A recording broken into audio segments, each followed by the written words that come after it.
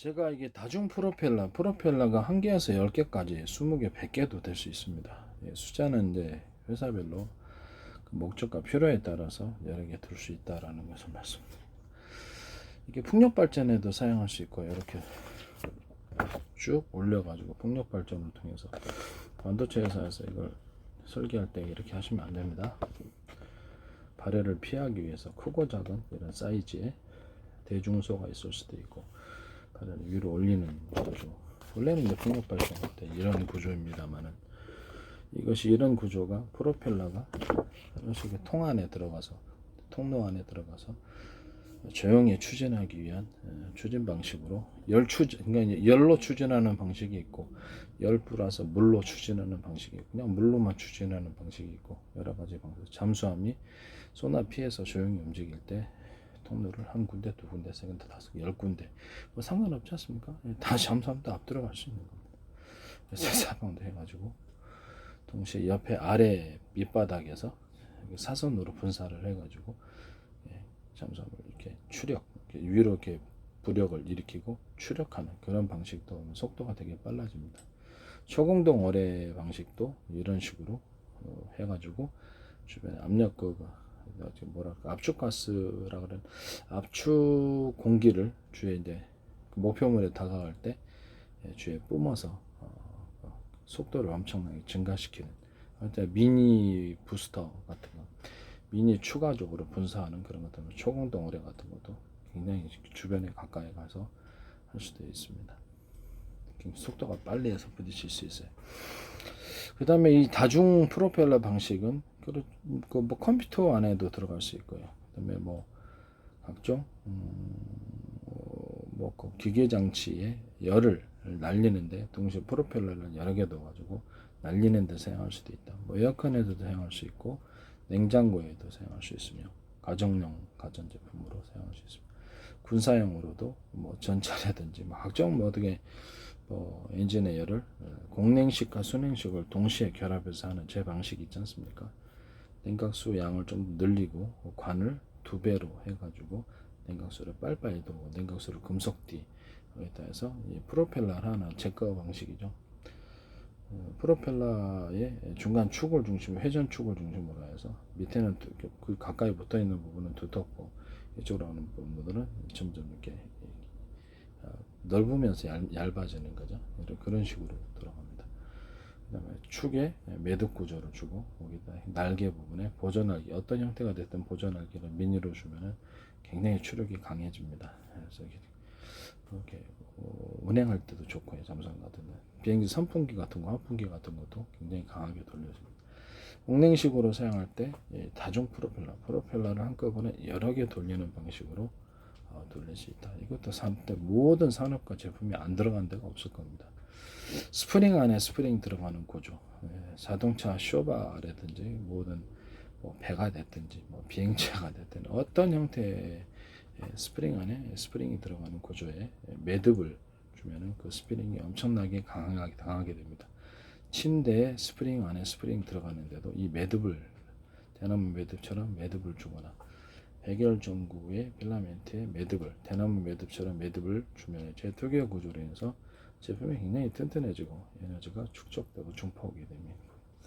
이런 매듭 주는 기술들, 그 다음에 뭐 골프채 같은데 이렇게 자루에 매듭을 주거나, 삽 같은데도 매듭을 줄 수 있고, 지팡이도 매듭을 줄 수 있고, 의자 다리, 모든 형태의 의자 다리에도 매듭을 주면 엄청나게 튼튼해진다.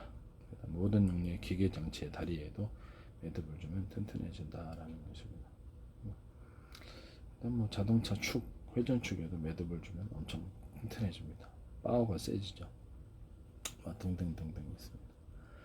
어쨌든 자동 프로펠러 방식은 미니로 만들어 갖고 발열을 시키는 데 있어서도 획기적인 구조라는 것을 말씀을 드립니다. 하나만 프로펠러 도는 게 아니라 붙여가지고 2개, 3개를 막 팍팍팍 5개, 10개, 100개도 상관없어요. 팍팍 돌리면 한 선풍기를 2대를 넣는 것도 좋지만 같이 쌍으로 붙어갖고 도니까 발열이 쉽게 해결이 되는 그런 상황입니다. A사 레이더에도 그런 발열 문제를 해결하기 위해서 이것을 사용할 수 있습니다. 자동차 엔진에도 발효, 모든 형태의 비행기 엔진과 연료 효율이 이제 좋아질수록 그만큼 열이 많이 발생을 합니다.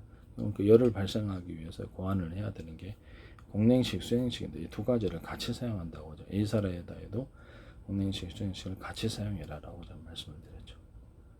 그렇죠? 그래서 이게 그 발열 문제를 그런 식으로 해결한다. 다중 프로펠러기는 뭐 첨성 같은 데도 사용될 수도 있지만 헬리콥터에도 사용할 수 있고 드론에도 사용할 수 있고 프로펠러 하나보단 두 개, 세 개 쌍으로 이렇게 쭉 올려가지고 이렇게 좀 더 추력을 강하게 만들어주는 그런 기술들이다라는 것입니다.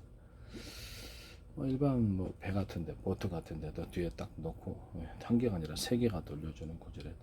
잠수함 통로 안에는 약간 회전 드릴 있죠? 회전 드릴 그거보다는 좀 넓게 해가지고 안에서 돌려야지 꼭 이렇게 일반 프로펠러하고 똑같이 만든다 이렇게 생각하시면 안 되겠습니다.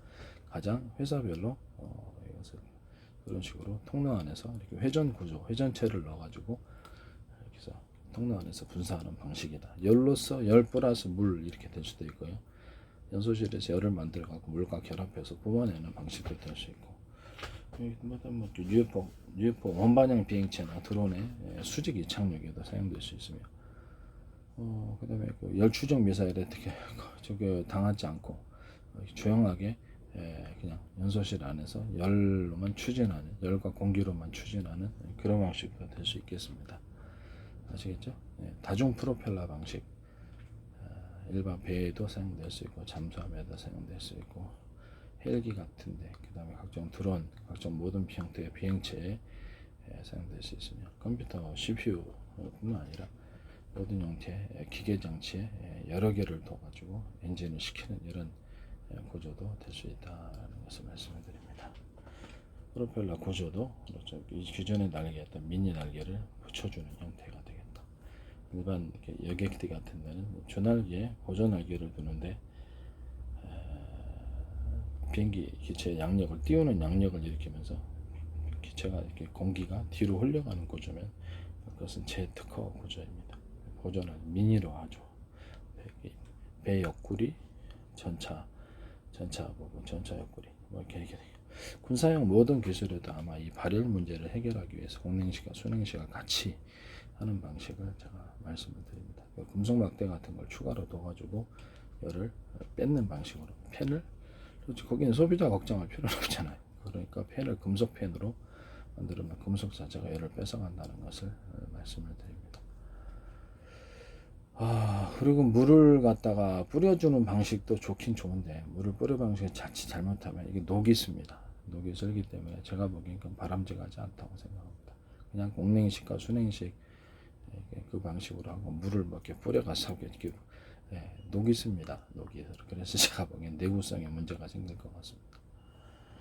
일단은 뭐 이런 식으로 하시면 될 것 같아요.